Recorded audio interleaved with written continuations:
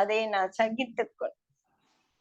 அதை நான் சகித்துக்கிட்டு இருக்கக்கூடிய ஒரு control over my own senses. க்ஷமா, தமா, திதிக்ஷா அப்படின்னா ஃபொர்பேரன்ஸ். பகவத்கீதையில சொல்லியிருக்காரு இல்லையா கிருஷ்ணர், முதல்ல திதிக்ஷா பூவா அப்படின்னு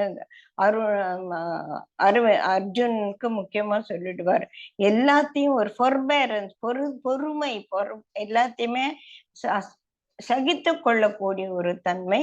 அப்புறம் உபரத்தி அப்படின்னு rejoicing in our own self. அந்த ரிஜாய்சிங்கிற பத்தி நம்ம நிறைய பார்க்க போறோம் இதுல. இதெல்லாம் இருக்கா? அப்புறம் நான் இதுல இருந்து இந்த பாதையில நான் கால் வச்சிருக்கேன், இதுல நான் கடைசி மட்டும் டிராவல் பண்ணணும், பண்ணானா எனக்கு ஒரு முக்தி கிடைக்கும் அப்படின்ற ஒரு எண்ணத்துல இந்த பயணத்தை நான் தொடர போகிறேன் இல்லையா. அது முமுட்சத்துவம். எனக்கு ஒரு விஷயம் வேணும் அப்படின்றது. இந்த நாளும் கேட்கக்கூடிய ஒரு சிஷ்யனுக்கு வேண்டிய ஒரு குணநலன்கள். அதுக்கப்புறமா என்னத்தை படிக்க போறோம்? இது என்ன அஷ்டவக்ர கீதான்ற பேரே கேள்விப்பட்டது இல்லையே, இது எங்க இருக்கு, இது யார் எழுதுனாங்க, இதுல என்ன விஷயங்கள் சொல்லப்பட்டு இருக்கு, இதுல சொல்லப்பட்ட விஷயங்கள் எனக்கானதா, எனக்கு புரியக்கூடியதா அப்படின்னு சொல்லிட்டு அதை ஆராய்ச்சி செய்து அதை பத்தி தெரிந்து கொள்வது அனுபந்த சதுஷ்டயா அப்படின்னு சொல்லிட்டு 4 விஷயம். இப்ப அது என்ன நம்ம பார்க்க போறோம். யார் எழுதுனது, எங்க இருக்கு? பகவத்கீதை எங்க இருக்குன்னு நமக்கு எல்லாருக்கும் தெரியும், மகாபாரதத்துல இருக்கு அப்படின்னு கிருஷ்ணர் சொன்னாரு அப்படின்னு நமக்கு நல்லா தெரியும். இது எங்க இருக்கு? இது ஒரு தனி புஸ்தகமா? இது நம்ம யோக வசிஷ்டா மாதிரி நிறைய பேர் இத பத்தி கேள்விப்பட்டிருக்க மாட்டாங்க. இது எங்க இருக்குன்னா இதுவும் மகாபாரதத்துல தான் இருக்கு. மகாபாரதம் ஒரு ஞான கருவூலம் அப்படின்னு சொல்லலாம். அது ஏதோ யுத்த காவியம் அப்படின்னு சொல்லிட்டு நம்ம நினைச்சிட்டு இருக்கோமே தவிர அதுல மிகவும் மகத்தான விஷயங்கள், பகவத்கீதா, விஷ்ணு சஹஸ்ரநாமம், விதுர நீதி அப்படின்ற மிகவும் மகத்தான 5 விஷயங்கள் இருக்கு அப்படின்னு சொல்லுவான். எல்லாருக்கும் தெரியாத இன்னொரு விஷயம் அஷ்டவக்ர கீதா. இது எங்க இருக்கு அப்படின்னா, இந்த பஞ்சபாண்டவர்கள் வனவாசம் போறாங்க இல்லையா, அப்ப பகவான் கிருஷ்ணர் என்ன சொல்றாருன்னா, ஒவ்வொருத்தருக்கும் இந்த 13 வருடங்கள்ல நீங்க வீணடிக்காதீங்க, ஒவ்வொருத்தரும் ஒவ்வொரு விதமான ஒரு கலைகளையும் ஒரு உங்களோட இதையும் உயர்த்திக்கணும். அப்பதான் நாளைக்கு நடக்க போற அந்த தர்ம யுத்தத்துல நீங்க சரியா வேலை செஞ்சு ஜெயிக்க முடியும் அப்படின்னு ஒவ்வொருத்தருக்கும் ஒவ்வொரு வேலை கொடுப்பாங்க. அதெல்லாம் நமக்கு தெரியும். யுதிஷ்டருக்கும் திரௌபதிக்கும் என்ன சொல்லுவாங்க, நீங்க வனவாசத்துல இருக்க பெரிய பெரிய மகரிஷிகளை எல்லாம் அவங்களுக்கெல்லாம் சேவை செய்து அவர்களுக்கிட்ட இந்த ஞானத்தை கத்துக்கணும் அப்படின்னு சொல்லுவாரு. அதனால இந்த வனப்பர்வத்துல தான் அவங்க நான் எல்லாருமே பஞ்சபாண்டவர்களும் திரௌபதியும் தங்களை தாங்களே உயர்த்தி கொள்வதற்கான ஒரு முக்கியமான விஷயங்கள் எல்லாம் அவங்க செய்யறாங்க. சரிங்களா? அப்படி அவர் வனப்பருவம் அப்படின்னு சொல்லக்கூடிய அந்த ஒரு சாப்டர்ல 134ஆவதுல இருந்து 136ஆவது மட்டும் இருக்கக்கூடிய சாப்டர்ல வர்றதுதான் இந்த அஷ்டவக்ர கீதா. இது 298 ஸ்லோகங்கள், 20 சாப்டரா அதுல கொடுத்திருப்பாங்க. மிகவும் உன்னதமான ஒரு ஞானம். இத புரிஞ்சுட்டானா அவ்வளவு யோக வசிஷ்டா மாதிரி, யோக வசிஷ்டாவுக்கு ஒரு அக்கானே சொல்லலாம். அது மாதிரி இது மிகவும் உயர்ந்த ஒரு கருத்து நம்ம தெரிவிக்க போறோம். சோ இது பகவத்கீதையில வனப்பருவத்துல இருக்குன்னா அப்ப யாரு எழுதிருக்க முடியும்? வேதவியாசர் தான் எழுதிருக்க முடியும் இல்லையா? யாருக்காக எழுதினது அப்படின்னா, இது என்ன அஷ்டவக்ர கீதான்னா அப்ப அஷ்டவக்ரான்னு யாரோ சொல்லி இருக்கணும் இல்லையா? இந்த அஷ்டவக்ர யாரு, அவர் யாருக்காக சொன்னாரு அப்படின்னு சொல்லி நம்ம அடுத்து பார்க்க போறோம். அந்த சொல்லப்பட்ட விஷயங்கள் எனக்கானதா, எனக்கு புரியக்கூடியதா அப்படின்னு அடுத்து பார்க்க. இந்த அஷ்டவக்ரான்ற ஒரு பெரிய ரிஷி, ஞானி, ஒரு மகா உன்னதமான ஞானம் உடையவர். இவர் யாருக்கு சொன்னார் அப்படின்னா ஜனகருக்கு சொன்னார். எங்கடா ஜனகர் வந்தாரு மகாபாரதத்துல அப்படின்னும் போது அதுல இத கோத்திருக்காங்க. ஓகேயா? ஜனகருக்கு என்ன பிரச்சனை? அவரோ ஒரு பெரிய ராஜரிஷி, அவருக்கு தெரியாத ஞானம் இல்ல. அவரோட ராஜ்யசபையில வந்து இந்த அமைச்சர்களும் இந்த ராஜ்ய பரிபாலனத்துக்கான விஷயங்களை தவிர்த்து தினமும் ஞான சர்ச்சை நடக்கும் அப்படின்னு சொல்லுவாங்க. அந்த மாதிரி ஞான சர்ச்சை எல்லாம் கேட்டு கேட்டு அவர் பெரிய ஞானி. அவர் ராஜ ரிஷி அப்படின்னு சொல்லும்போது அவரே ஒரு ரிஷி தான். அப்படி இருக்கும்போது அவருக்கு எதுக்கு இந்த அஷ்டவக்ரா போய் சொன்னாரு அப்படின்னும் போது நமக்கு ஒரு சின்ன கதை இருக்கு. அதை குயிக்கா பார்த்துடலாம். என்னன்னா அவர் வந்து அமைச்சரவைகளுக்கு வந்து தினமும் வந்து அன்னைக்கான ப்ரொசீடிங்ஸ் எல்லாம் மற்ற அமைச்சர்கள் எல்லாம் எக்ஸ்பிளைன் பண்ணுவாங்க இல்லையா? அந்த மாதிரி போய் எவனா ஒருத்தன் ரொம்ப போர் அடிக்கிற மாதிரி படிச்சிருப்பானான்னு தெரியல. அவருக்கு வந்து கேட்டுட்டே இருக்கும்போது ரொம்ப தூக்கம் வந்துடுது, தூங்கிடுறாரு. சில சமயத்துல நம்ம அப்படியே உட்கார்ந்து நம்ம இது அட்வான்ஸ் கோர்ஸ் போனவங்களுக்கெல்லாம் நல்லா தெரியும். ராத்திரி 10 மணிக்கு ஒரு வீடியோ போட்டுருவாங்க. அது என்ன சொல்லுதுன்னு தெரியாது. நம்ம டீப்பா தூங்கிட்டு இருப்போம். அந்த தூக்கத்துல கனவெல்லாம் கூட வரும் இல்லையா? அந்த மாதிரி இவருக்கு வந்து தூங்கி போயிடுறாரு. தூக்கத்துல ஒரு கனவு வருது. என்னன்னா, தான் ராஜான்றதே இல்லாம ரொம்ப பசி. அந்த கனவுல அவருக்கு வந்து தாங்க முடியாத பசி, ஒண்ணுமே கிடைக்க மாட்டேங்குது. எங்கேயோ இருக்கிறது, அவர் ராஜ்யத்திலே இல்ல. ஒரு வறண்ட பூமியில இருக்கிற, அங்க ஒரு புல் பூண்டு, ஒரு தண்ணி ஒண்ணுமே இல்ல. இவருக்கா ரொம்ப பசிக்கிறது. என்னடா இது அப்படின்னு அந்த ஒரு பசின்ற ஒரு கொடுமையை ராஜா வந்து அந்த நேரத்துல உணர்றாரு. அவர் தான் ராஜான்ற ஒரு எண்ணமே இல்லாம, ஒரு பிச்சைக்காரன் மாரி ஏதோ ஒரு சாப்பாட்டுக்காக அங்கேயும் இங்கேயும் அலையறாரு. எதுவுமே கிடைக்கல. அப்ப திடீர்னு எங்கிருந்தோ ஒரு காக்கா தூக்கி போடுறதுன்னு வச்சுக்கோங்களேன். ஒரு பாதி ரொட்டி கிடைக்கிறது. ஆஹா! அப்படின்னு அந்த பசியில அந்த ரொட்டியே வந்து ஒரு பெரிய தேவாமிர்தமா அவருக்கு இருக்கு. அது வாயில வைக்க போகும்போது, அந்த பறவை வந்து இந்த டப்பார்ன்னு பிடுங்கிட்டு போயிடுது. என்னடா இது? அப்படின்னு சொல்லிட்டு அந்த ஒரு அதிர்ச்சியில பசி அடங்கல. கிடைச்ச அரை ரொட்டியும் காணாம போயிடுதுன்றதுல, அவருக்கு வந்து விழிப்பு வந்துடுது. பார்த்தானா தான் ஒரு ராஜான்றத நெக்ஸ்ட் செகண்ட் அவர் ரியலைஸ் பண்றாரு. பண்ணிட்டு என்னடா இது? நம்ம எங்கேயோ இருக்கோம். இப்போ ஒரு கனவு கண்டோமே! இன்னும் அந்த பசி என் வயித்துல இருக்கு. அந்த பசிய நான் இன்னும் உணர முடியுது. அப்போ அந்த பசிச்ச அந்த ஒரு ஜீவன் நிஜமா? இங்க சகல சம்பத்லியோடைய ஒரு ராஜ்யசபையில உட்கார்ந்து இருக்கக்கூடிய நான் நிஜமா? எது நிஜம்? எப்படி வந்து எனக்குள்ள இப்படி ஒரு குழப்பம் ஏற்பட்டது? அப்படின்னு சொல்லிட்டு அவருக்கு இதுக்கு விடை தெரிஞ்சே ஆகணும் அப்படின்னு சொல்லிட்டு அவர் வந்து எல்லாரையும் கூப்பிட்டு கேட்கிறார். அவரோட சபையில வந்து பந்தின் அப்படின்னு சொல்லிட்டு ஒரு பெரிய ஞானி இருக்கார். அவர் வந்து எல்லாருக்கும் பதில் சொல்லக்கூடிய, அவர் எல்லாரையும் கூப்பிட்டு இதுக்கு என்ன விஷயம் சொன்னா, "உனக்கு ஞானம் வரணும். நீ யார் என்பது உனக்கு தெரியணும்" அப்படின்றார். "நான் யாரு? நான் ஜனகர் இல்லையா?" அப்படின்னா, "அப்படியெல்லாம் இல்ல. உனக்கு ஆத்ம ஞானம் வேணும்." அப்படின்னு சொல்லும்போது, ஆத்ம ஞானம் யார் தருவான்னா, உட்காரு சொல்றோம்னா, இந்த கதையெல்லாம் வேண்டாம். நான் உட்கார்ந்து கேட்கறதெல்லாம் முடியாது. எனக்கு ஒரு குதிரை மேல சேணம் போடுறதுக்குள்ள கால் தூக்கி போடும்போது எவ்வளவு நேரம் ஆகுமோ, அந்த நேரத்துக்குள்ள எனக்கு யாரு வந்து இந்த ஞானத்த இப்படின்றதுக்குள்ள எனக்கு குடுக்கணும் அப்படின்னு இந்த பந்தி யோசிக்கிறாரு. இவர் என்ன இப்படி அந்த மாதிரி எல்லாம் கொடுக்க முடியுமா? அப்படின்னு அவரு வந்து ரொம்ப கர்வம் பிடிச்சவர் அந்த பந்திங்கிறவரு. அவர் வந்து யோசிக்கிறார். அவரு யாரு அப்படின்னா, ரொம்ப திமிரு பிடிச்ச தனக்கு ஞானம் நிறைய இருக்குன்ற ஒரு ஈகோயிஸ்டிக் ஒரு ரிஷி அவரு. அவர் வந்து எல்லாரையும் ஞான சர்ச்சைக்கு கூப்பிடுவாரு. அந்த சர்ச்சையில தோத்து போனவங்கள எல்லாம் அவரோட அப்பாவுக்கு வந்து அடிமையா தள்ளி விட்டுருவார். அவங்களுக்கு 12 வருஷம், 15 வருஷம் ஆனாலும் அவங்களுக்கு விடுதலையே கிடையாது. அவங்க குடும்பத்த போய் பார்க்கவே முடியாது. அந்த மாரி வச்சுட்டு இருக்கக்கூடிய ஒரு பெரிய ஞானி அப்படின்ற எண்ணம் அவருக்கு. அவராலயே இந்த ஜனகரோட கேள்விக்கு பதில் சொல்ல முடியறதில்ல. இது ஒரு பக்கம் இருக்க, இந்த அஷ்டவக்ரர் யாருன்னு பார்க்கலாம். இந்த அஷ்டவக்ராவோட அப்பாவும் இந்த பந்தி கிட்ட வந்து மாட்டிக்கிட்டு இருப்பார். அவரு வந்து ககோர் அப்படின்னு சொல்லிட்டு அவரும் பெரிய ஞானி. அவரோட வைஃப் வந்து ஒரு லக்ஷ்மி அப்படின்னு சொல்லிட்டு அந்த அம்மா வந்து கருவுற்று இருக்கிறாங்க. அந்த சமயத்துல இவர் வந்து தினம் ராத்திரியில சத்தமா வேதம் எல்லாம் படிப்பார். அத வந்து இந்த கருவுல இருக்கிற அந்த குழந்தை கேட்டுக்கிட்டே இருக்கும். ஒ சில சமயத்துல அவர் வந்து ப்ரொனன்சியேஷன்ல சில தப்பு பண்ணிடுவார். அப்போ ஒரு நாள் வந்து அந்த குழந்தை வயித்துக்குள்ள இந்த அப்பா நீ தப்பு தப்பா படிச்சுட்டு இருக்க. நீ சரியாவே படிக்க மாட்டேங்கிற.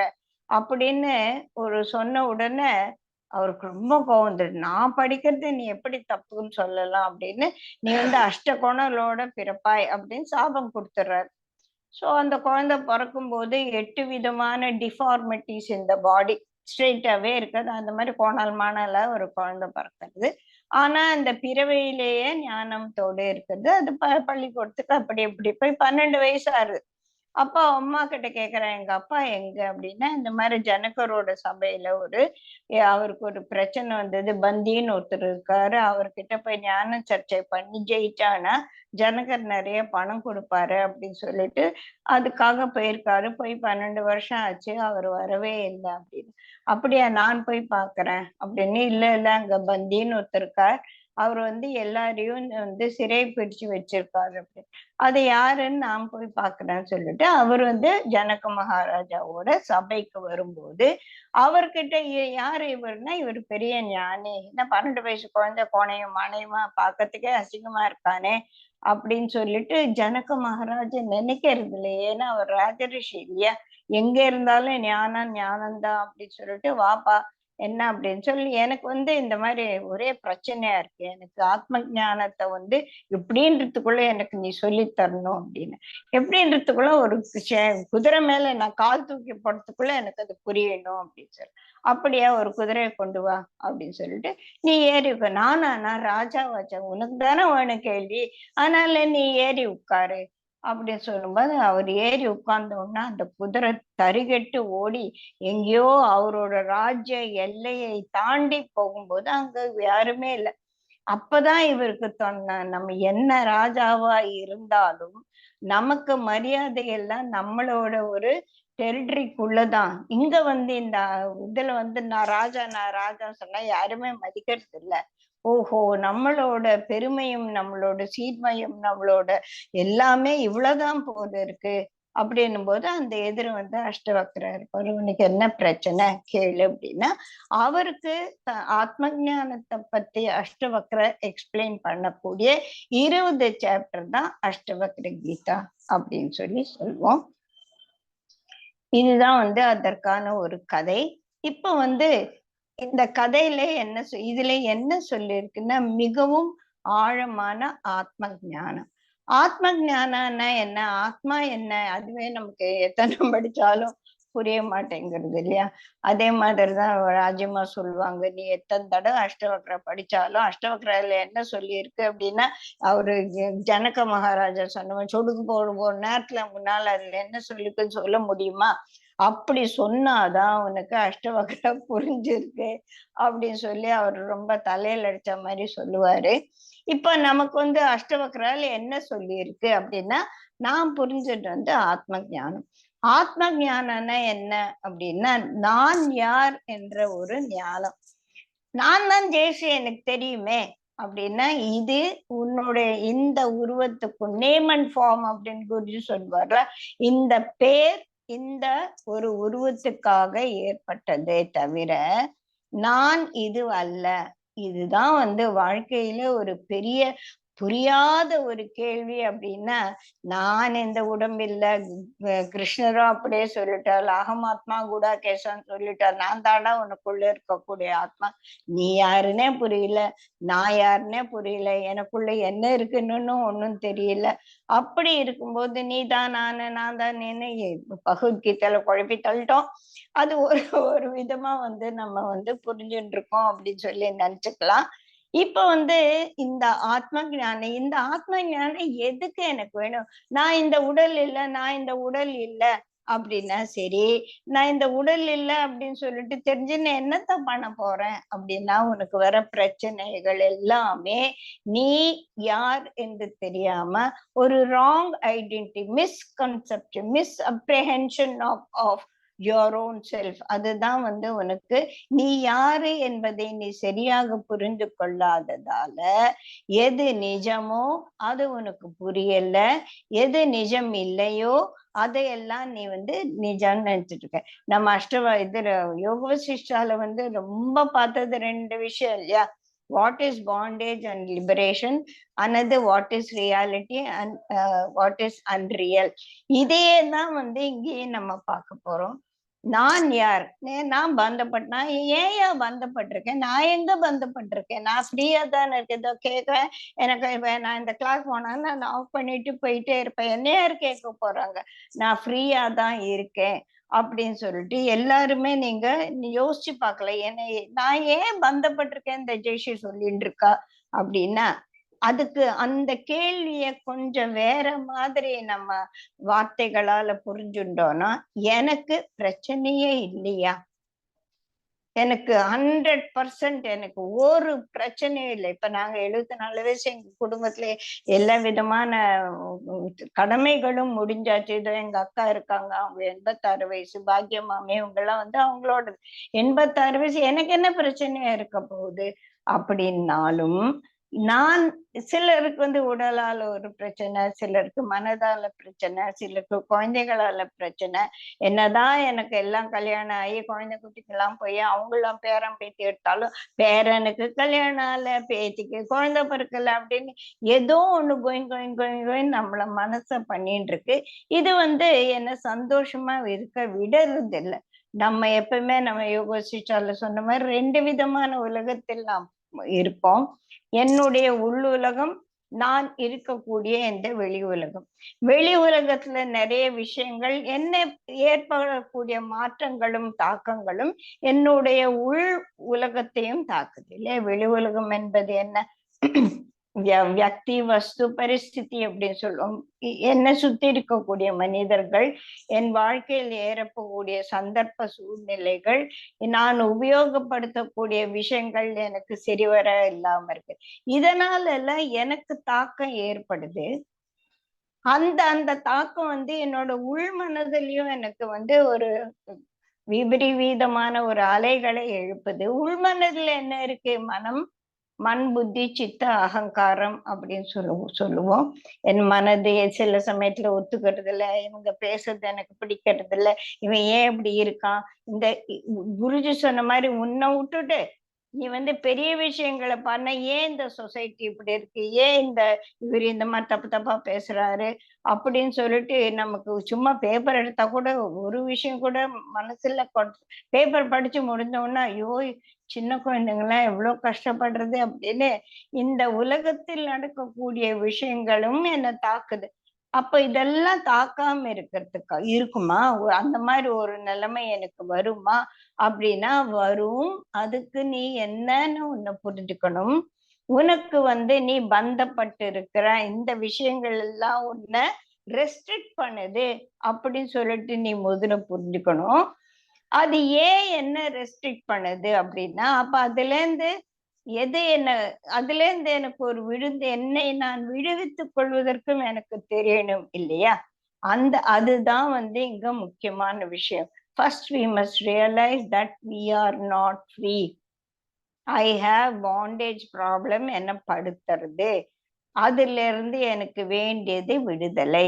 இதுதான் வந்து முதல்ல we have to properly redefine our problems. எனக்கு இருக்கக்கூடிய பிரச்சனைகளை வந்து நான் இப்ப நான் வந்து எப்பவுமே நான் என்னதான் எக்ஸாம்பிள் எடுத்துப்பேன். எனக்கு என்ன பிரச்சனை? எனக்கு ஒரு பிரச்சனை இல்லை. ஹஸ்பண்ட் நல்ல ஒரு வீடு நல்லா இருக்கு, குழந்தைங்களா நல்லா இருக்காங்க, எனக்கு ஒரு பிரச்சனையுமே இல்லை அப்படின்னா இதோ முதுகு வலி, பிராணம் போறது. அப்போ சிலருக்கு வந்து உடம்பால வரக்கூடிய பிரச்சனை. நான் தான் இந்த உடம்பு இல்லையே, நான் இந்த வந்து ஆத்மா, இந்த உடல்ல வந்து நானுன்னு தப்பா நினைச்சிட்டு இருக்கேன், நான் இல்ல, அந்த உடல் வலிச்சா வலிச்சுன்னு போட்டுமே அப்படின்னு என்னால இருக்க முடியுதா அப்படின்னா முடிய மாட்டேங்கிறது இல்லையா? டெஃபினெட்லி வந்து ஒரு உடல்ல தாக்கம் ஏற்பட்டு வயிற்றுல ஒரு சங்கடம் வந்து முதுகுல வந்து ஒரு பெரிய வியாதி உள்ள உட்கார்ந்துருக்கேன், அந்த வியாதியை சரிப்படுத்தக்கூடிய ஒரு சூழ்நிலை எனக்கு கிடைக்கல. அதுக்கு வந்து டாக்டர் என்ன சொல்றாங்க, அதுக்கெல்லாம் வந்து உனக்கு ட்ரீட்மெண்ட்டே கிடையாது, நீ சாவர மட்டும் இதே மாதிரியே சஃபர் பண்ணி இருக்க வேண்டியதுதான், இதுக்கு ட்ரீட்மெண்ட்டே இல்லைம்மா, இது ஆட்டோ இம்யூன் டிசீஸ் அப்படின்னெல்லாம் சொல்லிடுறாங்க. அப்போ அது எனக்கு ஒரு பிரச்சனை. இதுல இருந்து நான் எப்படி வெளியில வருதுன்னா, ஐ எம் நாட் திஸ் பாடின்றதுல I have to get established. அது எப்படி அப்படின்றதுதான் நமக்கு இந்த அஷ்டவக்ர கீதையில 20 சாப்டர் 298 ஸ்லோகங்களும் நமக்கு இப்ப அதை வந்து நமக்கு எக்ஸ்பிளைன் பண்ணி சொல்ல போறோம். புரியுதுங்களா? இப்போ ஜனகர் வந்து என்ன, அவருக்கு என்ன பிரச்சனை, அஷ்டவக்கரை கேட்கிறாரு, உனக்கு என்ன பிரச்சனை? எனக்கு வந்து விடுதலை இல்லை, எனக்கு முக்தி வேணும் அப்படின்னு சொல்லும்போது அவர் என்ன சொல்றாரு, ஃபர்ஸ்ட் எடுத்த உடனே எப்படி வந்து பகவத்கீதையில அர்ஜுனன் தான் முதலெல்லாம் பேசுறான், லோலாம் கத்துறான் இல்லையா, அந்த மாதிரி இங்க first we have to, the student has to very well defined words have to explain what is your problem, what is that you want அப்படின்னு. அஷ்டவனுக்கு என்ன வேணும் அப்படின்னா அவர் வந்து ஃபர்ஸ்ட் ஸ்லோகம் சொல்றாரு, ஜனக உவாச்ச. இது வந்து நம்ம ஸ்லோகமா போகணும்னா சில முக்கியமான ஸ்லோகங்கள்ல முக்கியமான வேர்ட்ஸை மட்டும் நம்ம வந்து கத்துக்கலாம். கதம் ஞானம் ஆப்னோதி, கதம் முக்தி பவிஷ்யதி, வைராகியம் ச கதம் பிராப்தம், ஏதத் ப்ரூஹி மமோ பிரபு அப்படின்னு சொல்லி கேட்க. கதம் ஞானம் ஆப்னோதி, எனக்கு எப்படி ஞானம் கிடைக்கும்? கதம் முக்தி பவிஷ்யத்தி, நான் எப்படி வந்து விடுதலை அடைவேன்? கதம் வைராகியம், எனக்கு எப்படி என்லைட்டன்மென்ட் வரும்? இதெல்லாம் தான் எனக்கு பிரச்சனை. So he has defined his problem very well. First என்ன, how can knowledge be acquired, இந்த ஞானத்தை நான் எங்க போய் தேடுறது? How can liberation come to me? கதம் முக்தி பவிஷ்யத்தி, எனக்கு எப்படி விடுதலை கிடைக்கும்? How is renunciation achieved? வைராகியம் ச கதம் பிராப்னோதி, எனக்கு எப்படி இது கிடைக்கும்? இதுதான் எனக்கு தெரியல. ப்ரூஹி மமோ பிரபு, எனக்கு தயவு செய்து இதை எக்ஸ்பிளைன் பண்ணுங்க அப்படின்னு சொல்லி அவர் கேட்டுட்டாரு. இப்ப என்ன, உனக்கு என்ன வேணும்னு, எனக்கு என்ன வேணும் அப்படின்னு சொல்லிட்டு ஜனக மகாராஜா கிளீனா 4 கேள்வியில சொல்லிட்டார். ஞானம் வேணும், எனக்கு வந்து முக்தி வேணும், இந்த என்லைட்டன்மெண்ட், எனக்கு ஞான முக்தி வேணும், இதையெல்லாம் நான் எங்க போய் தேடுறது? இதெல்லாம் எனக்கு வேணும், இத நீங்க வந்து எனக்கு சொல்லி தரணும், எனக்கு இதெல்லாம் கிடைக்க கூடியதாக நீங்க எனக்கு செய்யணும் அப்படின்னு சொல்லிட்டு கேட்டுட்டாரு. ஆச்சா, இப்ப ஸ்டூடெண்ட் வந்து கிளீனா தனக்கு என்ன வேணும் அப்படின்னு சொல்லிட்டாரு. இவரோட பிரச்சனை என்ன, இவரு கேள்வி கேட்கிறாரு, அது சரி, அது அஷ்டவக்கராக புரிஞ்சிருக்கலாம், நமக்கு புரியணும் இல்லையா? இவர் என்ன கேட்டாரு, ஞானம் வேணும்னு கேட்டா, என்ன ஞானம் வேணும் இவருக்கு? என்ன, இவருதான் ராஜரிஷி ஆச்சு, இவருக்கு என்ன ஞானம் வேணும் அப்படின்னா, வாழ்க்கையை பற்றிய தப்பான ஒரு எண்ணங்கள். இப்ப அவருக்கு ஒரு கனவு வந்தது இல்லையா, அந்த கனவுல வந்து ரொட்டி கிடைக்கலன்னா அந்த கனவுலே வந்து அவருக்கு அவ்வளவு பிரச்சனை ஆயிடுச்சு. அப்போ எல்லாம் எனக்கு இருக்கு, என்னைக்குன்னா ஒரு நாள் அது இல்லாம போகும்போது எனக்கு இந்த தாக்கம் வருமோ? அதுதான் வந்து அவருக்கு கனவு அறிவுறுத்திய ஒரு விஷயம். இன்னைக்கு எல்லாம் இருக்கு என்கிட்ட, நாளைக்கு இந்த வீடு இல்லாம போயிட்டா, இப்ப வந்து மழையில நிறைய பேரு இவ்வளவோ அவஸ்தைப்பட்டாங்க. இந்த முந்தா நேத்து வந்து பூகம்பம் வந்து ஜப்பான்ல எல்லாரும் கஷ்டப்படுறாங்க. அந்த மாதிரி திடீர்னு பூகம்பம் வந்து இந்த வீடு டமால நிலத்துக்குள்ள போயிடுச்சுன்னா நான் என்ன பண்ணுவேன்? வெள்ளம் வந்து என்னோட சாமான் எல்லாம் அடிச்சுன்னு போயிட்டான்னா நான் என்ன பண்ணேன்? அப்பவும் நான் வந்து இருக்க முடியுமா அப்படின்னா, அப்ப இருக்க முடியாது போல இருக்கு. ஒரு ரொட்டி கிடைக்கலையே உடனேயே என் மனசு வந்து தடுமாறிடுச்சு, இது நிஜமா அது நிஜமா அப்படின்னு. அந்த மாதிரி நம்ம வாழ்க்கையில ஒவ்வொருத்தருக்கும், நம்ம இந்த அஷ்டவக்ர கீதை வகுப்பு முடிஞ்ச அப்புறமா இதெல்லாம் நான் வந்து ஒரு நோட்ஸ் மாதிரியும் போடுறேன். ஒவ்வொருத்தரும் எனக்கு இப்ப என்ன பிரச்சனை, நான் எதை தப்பா புரிஞ்சுட்டு இருக்கேன், வாழ்க்கையை பத்தி மிஸ் அப்ரிஹென்ஷன்ஸ், தப்பா நான் புரிஞ்சுட்டு இருக்கேன், அதனால எனக்கு அது என்னன்னு தெரியல, நான் apprehension of the life of my, வாழ்க்கைன்னா என்னன்னு எனக்கு சரியா புரியல, இதுதான் வாழ்க்கைன்னு நான் தப்பா புரிஞ்சுட்டு இருக்கேன். அப்போ என்ன பண்ணணும், இந்த முதல்ல இது எப்படி இருக்கு, ஒரு இக்னரன்ஸ் அப்படின்னு குருஜி சொல்வார் இல்லையா. இது உண்மை என்ன, நிஜமான வாழ்க்கை என்பது என்ன அப்படின்னு தெரியாம என் வாழ்க்கையில் நடக்கக்கூடிய நிகழ்ச்சிகள் தான் என் வாழ்க்கை அப்படின்னு சொல்லிட்டு நான் தப்பா நினைச்சிட்டு இருக்கேன். அதனால இந்த தப்பான நிகழ்வுகளை பார்த்து நான் பயந்துட்டு இருக்கேன்.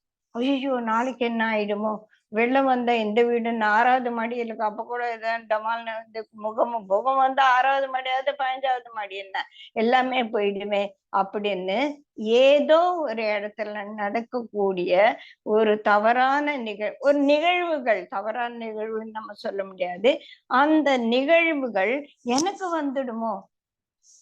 இந்த கோவிட் அப்ப எத்தனையோ பேர் மனதால பைத்தியமா ஆயிட்டு இருக்காங்க இல்லையா.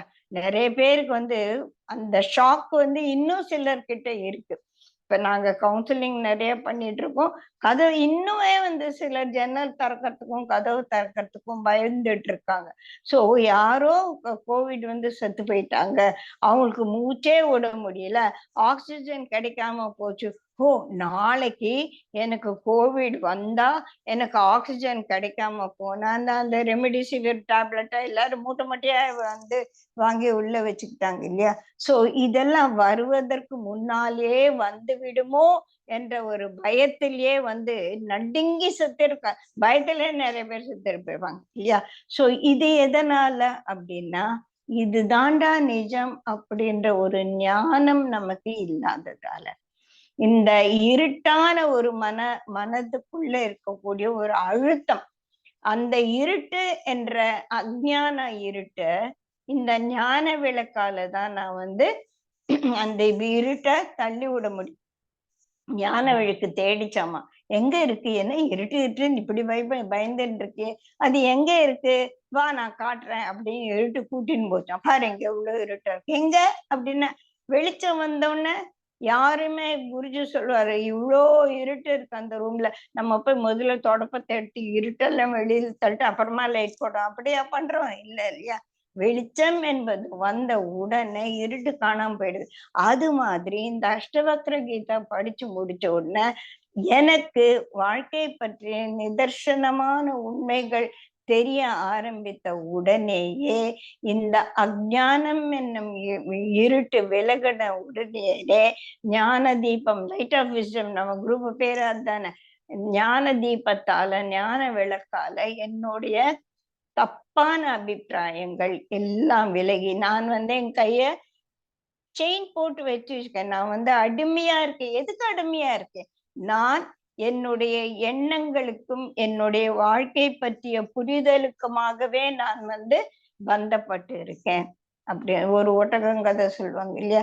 அந்த ஒட்டகத்தை ஒரு வியாபாரி ஒரு பெரிய இதுகிட்ட ராஜா கிட்ட கூட்டின்னு போறாரு. அந்த பொருள் எல்லாம் வித்துட்டு ராத்திரி இங்கே இருக்கேன் அப்படின்னு சொல்றாரு.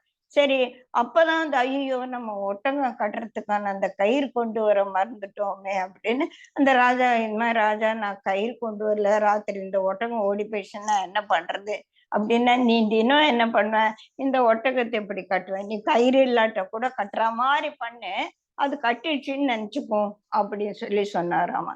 சரி, நான் அதே மாதிரி பண்ணி அந்த ஒட்டக ராத்திரி எல்லாம் பேசாம இருந்ததுதான். காலையிலேருந்து சரி நான் போயிட்டு வரேன்னு ஹை ஹை ஹைன்னா அந்த ஒட்டகம் எழுந்திருக்கவே மாட்டேங்குது. ஏன் இந்த ஒட்டகம் எழுந்திருக்கல, தான் நான் கட்டவே இல்லையே, ஏன் இந்த ஒட்டகம் எழுந்திருக்க மாட்டேங்குது ராஜா கிட்ட போய் கேட்டான. நீ கட்டுற மாதிரி பண்ண இல்ல, இப்ப அவுக்குற மாதிரி பண்ணு, அப்பதான் அதுக்கு புரியும் அப்படின்னு சொன்னாரா. அந்த மாதிரி பண்ணோன்னா அந்த ஒட்டகம் எழுந்துச்சு. அந்த மாதிரி நம்மளை எதுவுமே பந்தப்படுத்தல, ஆனா நம்மளுடைய எண்ணங்களும் நம்மளுடைய கருத்துக்களும் நமக்கு வாழ்க்கை பற்றிய ஒரு புரிதலும் நமக்கு ஒரு பெரிய பந்தமாக இருக்கிறது. இப்போ நம்ம வாழ்க்கை பற்றிய சரியான புரிதல் நமக்கு ஏற்பட்ட உடனே நமக்கு இருக்கக்கூடிய அந்த செயின் எல்லாம் விலகி, அந்த பந்தம் எல்லாம் விலகி நமக்கு அப்போ ஓஹோ இதெல்லாம் புரிஞ்சப்பறமா உன் வாழ்க்கையில பிரச்சனையே வராதா, உன் ஆட்டோஇம்யூன் டிசீஸ் நல்லா ஆயிடுமானா அது எதுவும் மாற போறது இல்ல, அதெல்லாம் இப்படிதான் இருக்கும். ஆனா அத சமாளிக்க கூடிய நிதர்சனமான உண்மை எனக்கு தெரிஞ்சதால நான் அதெல்லாம் தப்பு தப்பா நினைச்சிட்டு அதுக்காக உட்கார்ந்து நானு என்னை நானே வருத்தி கொள்ள போவதில்லை. அந்த ஞானம் தான் நமக்கு வரணும் அப்படின்னு சொல்லிட்டு சோ இந்த ஜனகர் தன்னோட இது சொன்ன உடனே அதுக்கு ஒரே ஒரு எப்பவுமே சொல்லுவாங்க பெரிய ஸ்கிரிப்சர்ஸ்ல என்ன சொல்லி இருக்கோ அது முதல்ல எடுத்த உடனே பகவத்கீதையெல்லாம் அப்படிதான் இல்லையா? செகண்ட் சாப்டர்ல ஆத்ம ஞானம் ஃபுல்லா வந்துடுச்சு. சாங்கிய யோகத்திலேயே எல்லாம் வந்துடுச்சு. அதுல சொன்ன கருத்துக்களை எலாபரேட் பண்றதுதான் மீதி இருக்கிற ஒரு 16 அத்தியாயங்களும் இல்லையா? திருப்பி திருப்பி இதேதான் கிருஷ்ணர் சொல்றார். சோ என்ன சொல்லணுமோ அத சாங்கிய யோகமான 2வது சாப்டர்ல சொல்லிடுவாங்க இல்லையா? அந்த மாதிரி இந்த அஷ்டவக்ர கீதையில என்ன விதமான உன்னதமான ஒரு ஞானத்தை அஷ்டவக்ரா கொடுக்க போறாரோ அது இந்த 18 ஸ்லோகங்கள்லயே சொல்லிடுறாங்க. எடுத்த உடனே முதல் ஸ்லோகத்திலே மொத்தமா முடிஞ்சு போயிடுச்சு. சரியா? அது அந்த ஸ்லோகம் என்னன்னு பார்த்துட்டு அதுக்கப்புறமா நம்ம பார்க்கலாம். டைம் ஆயிடும். இது மட்டும் பார்த்துட்டு இந்த ஸ்லோகத்தோட விரிவாக்கத்தை அடுத்த ஞாயிற்றுக்கிழமையில பார்க்கலாம். அஷ்டவக்ர உவாச்ச என்ன சொல்றாருன்னா, முக்திம் இச்சசி சேத்தத், உனக்கு முக்தி வேணும்னு கேட்ட இல்லையா? அதுக்காக என்ன பண்ணணும்னா விஷயான் விஷவத் தஜ, இந்த சென்சரி பர்செப்ஷன்ஸால அது என்ன பண்றது? ஓடுறது. எதை பின்னால ஓடுறது? அந்த சென்சரி பர்செப்ஷனுக்காக வேண்டிய சென்ஸ் ஆப்ஜெக்ட்ஸ பார்த்து ஓடுறது.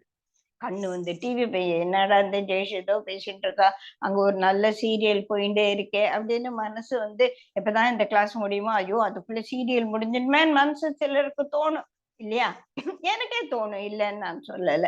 அப்போ அந்த நேரத்துல அப்பதான் அதுக்காக தான் ஷமாதமா திதிக்ஷா சொன்னோம் இல்லையா? நோ, இட்ஸ் ஓகே, சீரியல் முக்கம் இல்லை, இது ஏதோ பெரிய விஷயம் நம்ம கேட்டுட்டு இருக்கோம் அப்படின்னு நம்ம மனச கட்டுக்குள்ள கொண்டு வர்றது. அந்த சென்ஸ் ஆப்ஜெக்ட்ஸ பார்த்து ஓடக்கூடிய இந்த ஐம்புலன்களை முதல்ல நீ உன் கட்டுக்குள்ள கொண்டு வா. அந்த ஐம்புலன்கள் விஷயத்தை நோக்கி ஓடும் போது அத ஒரு விஷமா விஷம் நம்ம கையில நம்ம இப்படி வச்சுக்கும் போது ஏதோ தண்ணி கொடுக்க போறான்னு ஒருத்தன் ஒரு பாட்டில் விஷத்தை போட்டான்னு அப்படியே கீழே போட்டுருவோம். இது என்னன்னு ஆராய்ச்சி கூட பண்ண மாட்டோம். அந்த மாதிரி ஆராய்ச்சியே பண்ணாத டப்பால் தூக்கி போடு அப்படின்னு எடுத்த உடனே அவர் அஷ்டவக்ரா சொல்லிட்டாரு. என்ன முக்திம் இச்சசி சேத்த விஷயான் விஷயவத் துவஜ, இந்த விஷயங்கள்ல மனது ஓடுதே அதை விஷம் மாதிரி தூக்கி போட்டுடு. சரி, தூக்கி போட்டுட்டு அப்புறமா நான் என்ன பண்ணணும் அப்படின்னா 5 விஷயங்கள் ரொம்ப முக்கியமா சொல்றாரு. க்ஷமா, ஆர்ஜவா, தயா, தோஷா, சத்தியம். இந்த 5 விஷயங்களை நீ குருஜி சொல்லியிருக்காரு அவரோட புஸ்தகத்துல அஷ்டவக்கரால. இந்த 5 தான் உனக்கு வேணும். இதை எப்படி இருக்கணும்? எப்படி நீ அமிர்தம் கிடைச்சானா அதை நீ குடிக்கிறதுக்கு எவ்வளவு அதிர்ஷ்டம் நான் பண்ணிருக்கேன் அப்படின்னு சொல்லிட்டு அமிர்தமாக நீ நினைக்கணும். எது? இந்த 5 விஷயங்கள். இந்த 5 விஷயங்கள் என்ன அப்படின்னு சொல்லிட்டு நம்ம அடுத்த கிளாஸ்க்கு பார்க்கலாம். இப்ப சும்மா அது என்னன்னு பார்த்துடலாம். க்ஷமா, க்ஷமான்னா ஃபர்கிவ்னஸ், எல்லாத்தையும் மன்னிக்க கூடிய ஒரு மனது.